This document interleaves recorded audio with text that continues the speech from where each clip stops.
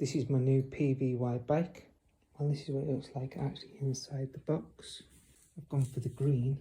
I mean, I think that looks lovely, that colour, to be fair, from what I can see of it, just that bit. So now I've got that bit down. This is what it's looking like inside. It looks nicely wrapped anyway.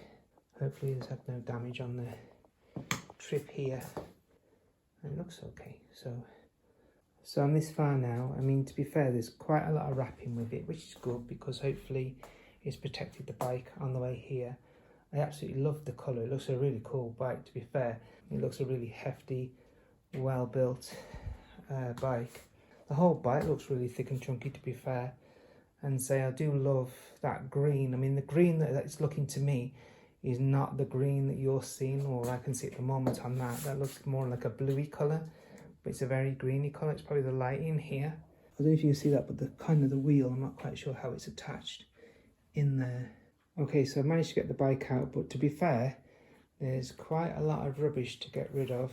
So this is what's come out of the box. You've got the bike. The handlebars are kind of attached to the bike, but they need setting up. There's the wheel, which, to be fair, even though it's like really big and bulky, it's really light. The same with the seat. It looks really hefty and bulky, and it looks a lot more comfortable than I thought it would be, but it's very light. There's a stem there. That's another part of the actual handlebar. The mudguard, which is metal. There's a little phone holder there, which I'm not going to probably use. There's the charger. There's a light that's come with it. That'll be the lead for the charger. There's some nuts and bolts in here.